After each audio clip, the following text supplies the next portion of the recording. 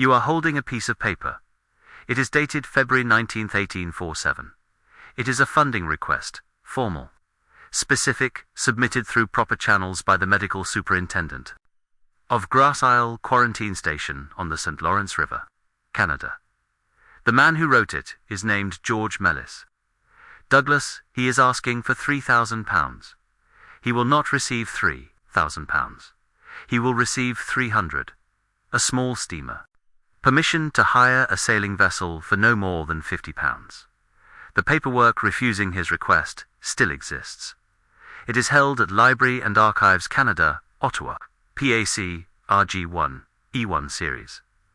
Within 4 months of that refusal, within one shipping season, 5,424 people were buried on Grosse Île in mass graves, without individual markers, without most of their names recorded. Douglas had warned them in writing, in February, before a single ship left island. While there was still time, the document that refused him is in an archive in Ottawa. The names of those buried because of that refusal are not. This is an episode about a piece of paper that said, flew £300, and about what that number cost. The system that produced Grosse Île in 1847 was not constructed in 1847. It had been building for decades. The Passengers Act of 1842, 5 years before the catastrophe, governed the transport of emigrants across the Atlantic. Under that act, ships were not required to carry a doctor, not required in 5 years of operation. No amendment had been made in 1847. Only 2 doctors arrived at Grosse Île as passengers on the ships to the Irish poor. Law assessed landlords' rates based on the number of paupers on their land. It was cheaper to ship a tenant to Canada than to house them through winter emigration. Was, for the landlords of Ireland, a financial instrument. The ships were filled accordingly. The Colonial Land and Emigration Commission, a London body with oversight of emigration policy, published its 7th annual report in early 1847. Report contained no mention of the approaching crisis, not insufficient mention. No mention. The Commission had received correspondence from colonial officials about what was coming. What decision was made internally to omit it from the published report? Who made it? On what grounds is in the CO 386 series at the National Archives. Q. It has not been systematically examined. The architecture was in place before the first ship sailed. The catastrophe was not unforeseeable, it was unfunded. George Mellis Douglas was born in Carlisle, Scotland, and baptized July 11, 1809. He trained under his brother in Utica, New York. He was authorized to practice medicine in Quebec in November 1827 by a governor-appointed committee. Because no formal medical boards yet existed, on May 9, 1836, he was appointed medical superintendent of Grosse Île. He was 26 years old. He was paid 25 shillings per day. He married Charlotte Saxton Campbell. On July 31, 1839, they had 7 children. He farmed the east end of the island. Colonial authorities formally reproached him for selling produce to residents, a detail so small and so specific that it survives when larger things do not. By 1847, he had been medical superintendent for 11 years. He knew the island, he knew the river. He knew what ships looked like when they arrived carrying disease, and what they looked like when they did not. He documented everything. Medical journal articles throughout his career. Formal reports to the colonial government. Letters, requests, warnings. The 1847 immigration report contains his account of the ship Virginius. 106 were ill of fever, including 9 of the crew. 158 had died on the passage. The few that were able to come on deck were, in his words, ghastly yellow-looking spectres, unshaven and hollow-cheeked, and without exception, the worst-looking passengers I have ever seen. He wrote that he filed, that it became the official record at the end of 1847. He used private funds to raise a monument at the mass graveyard, to honor the 4 doctors who had died of typhus in the faithful discharge of their duty, The colonial government raised nothing. Douglas paid for the stone himself. February 19, 1847. Douglas submits his funding request. £3,000. Before the season opens, while ships are still being loaded in Irish ports, he receives 300. Early 1847. The Colonial Land and Emigration Commission publishes its 7th annual report. No mention of the approaching crisis. March 1847. Quebec. Citizens petition Earl Grey, Secretary of State for the Colonies. Directly Alexander Lal Buchanan, Chief Emigration Officer, declines to formally report concerns. His stated reason: it was not within the control of his department. May 17, 1847. The first famine ship arrives. The Syria 241 passengers. 84 stricken with fever. 9 dead on board. Hospital capacity at Grosse Île, 150 beds. Douglas writes, "I have not a bed to lay the invalids on. Never contemplated the possibility of every vessel arriving with fever as they do." On May 31, 1847. 40 ships, 12,500 passengers. A line of vessels stretching 2 miles down the St. Lawrence River. 1,100 invalids in sheds. In tents, in a church. Eyewitness Robert White records passengers being literally flung on the beach. June 8, 1847. Douglas formally warns Quebec and Montreal. He estimates 2,000 of the 4,000 to 5,000 recently released passengers will develop fever within 3 weeks. His prediction is accurate. No emergency response follows. Late July 1847. Douglas abandons quarantine. Enforcement. He writes that regulations are physically impossible to carry out. Passengers are released after tongue examination only. Latent typhus carriers enter. Montreal, Quebec, Kingston, Toronto. October 21, 1847. The shipping season ends. 5,424 burials on the island. Total deaths across the season: approximately 15,330. 17% of all passengers who embarked from Ireland died. No inquiry was ordered. No official was named. No official was censured. No official was prosecuted. Douglas was promoted.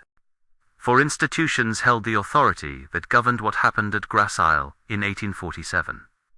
First, the Colonial Land and Emigration Commission. London published a report in early 1847 with no mention of the approaching crisis. The Commission had received correspondence from colonial officials. The decision to omit who made it, on what grounds, is in the CO 386 series at the National Archives. Quit has not been examined in relation to this specific omission. No member of the Commission was ever held accountable. Second, Earl Grey, Secretary of State for the Colonies, Quebec. Citizens petitioned him before the season opened. He took no action. He was never questioned in relation to 15,000 deaths. Third, Alexander Carlyle Buchanan, Chief Emigration Officer. His stated reason for inaction not within the control of his department. His departmental correspondence from February to May 1847 is held at Library and Archives Canada. RG 17 series. It has not been published or examined in relation to the pre-crisis period. Fourth, British shipping companies, not required by law to carry doctors, not required by law to limit passenger loads below what would guarantee the spread of typhus in an enclosed space. No company was prosecuted after any 1847 voyage. No liability attached to any operator. The financial interests aligned precisely. Landlords paid passage costs to clear their land shipping. Companies maximized loads. The colonial government minimized expenditure. Douglas asked for £3,000. He received 300. The cost of the resulting epidemic vastly exceeded the £2,700 that was refused. The calculation was made. It was simply made by the wrong people, about the wrong things. What follows are not rhetorical questions. They are specific absences in the verified record that cannot, on current evidence, be answered. 1. Douglas's February 19th request asked for £3,000. He received £300. Someone signed that refusal at a specific desk, on a specific date. On documented grounds, that person's name is in the PAC RG 1 series at Library and Archives Canada, Ottawa. It has not been published. 2. The Colonial Land and Emigration Commission published its 7th annual report without mentioning the crisis. It had received correspondence from colonial officials about what was coming. What decision was made internally to omit it? The CO 386 series at the National Archives. Q contains that correspondence. It has not been systematically examined in relation to this specific omission. 3. The orphaned children of Grosse Île. Children whose parents died on the island or on the ships were placed with Quebec and Montreal Catholic families. No complete register of these placements was kept. How many children? What were their names? Did any of them ever learn who their parents were? There is no surviving administrative record of these adoptions. 4. Robert White. The only named eyewitness passenger diarist of the 1847 crossing may not have existed.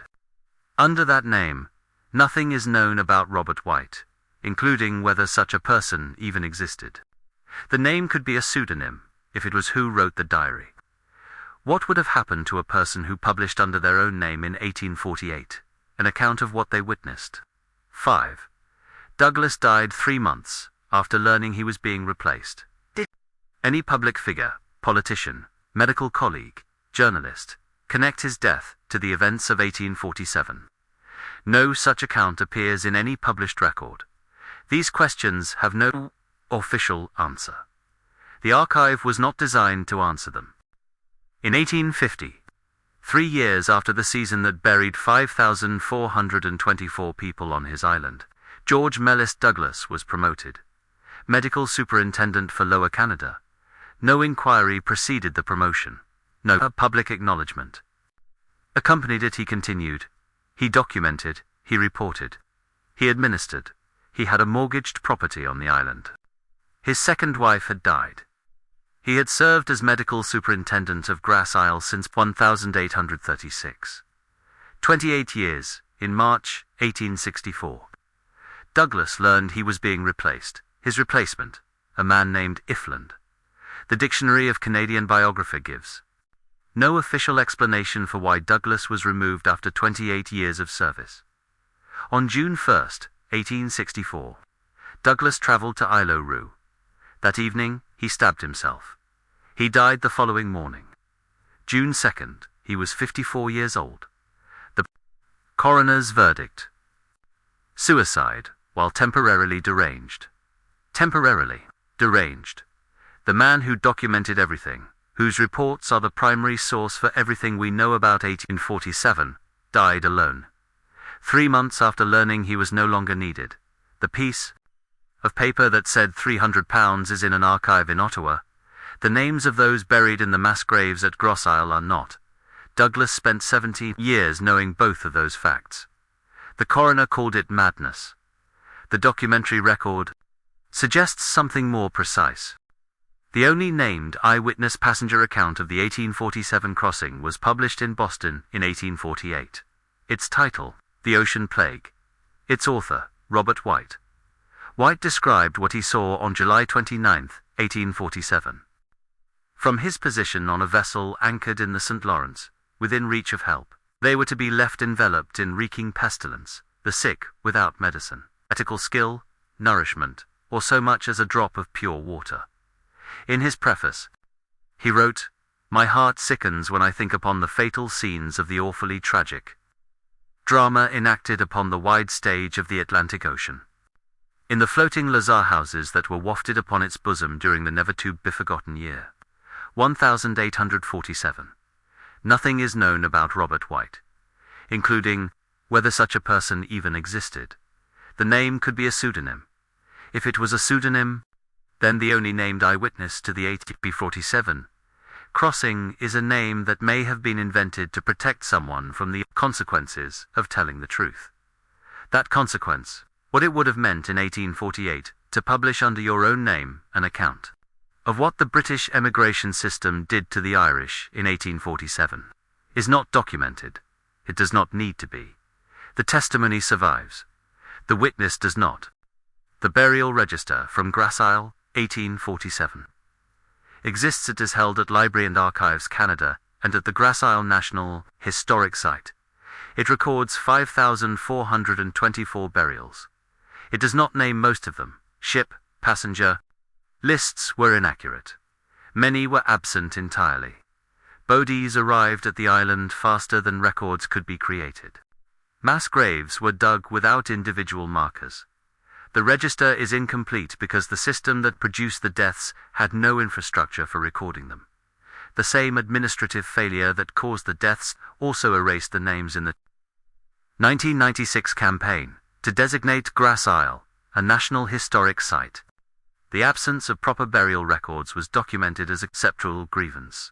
149. Years after the deaths, the names were still not there. The Celtic cross on Grosse Île was erected in 1909 by the ancient Order of Hibernians, a private organization 62 years after the event, because the government had erected nothing. Its inscription reads, in part, "Children of the Gael died in their thousands on this island." The British government has never formally responded to the conscription's characterization of the famine as artificial. The register exists, it is incomplete. Both of those facts are the record. In 1996, Grosse Île was designated a National Historic Site of Canada, 149 years after 5,424 people were buried there. Without most of their names recorded, the designation acknowledged the site. It did not name the person who signed the refusal of Douglas's funding request. It did not examine the Colonial Land and Emigration Commission's internal correspondence. It did not produce a complete burial register. It did not answer any of the 5 questions this investigation cannot answer. The Passengers Act has been repealed and replaced many times since. 1842. The Colonial Land and Emigration Commission no longer exists. Earl Grey died in 1894. Buchanan died in 1868. None of them was ever questioned in connection with 15,330 deaths in a single shipping season. Douglas's February 19 funding request. The document that proves the government was warned and gave 1/10 of what was needed is in the PAC RG. 1 series at Library and Archives Canada, Ottawa. It has never been reproduced in full in any publicly available documentary. The burial register is incomplete. The Commission's internal correspondence is unexamined. Buchanan's pre-Grisus departmental files have not been published. The orphan placement records do not exist. The identity of Robert White is unverified. Douglas paid for the monument himself. The colonial government paid him £300 to prevent 5,000 deaths. The ledger was never balanced.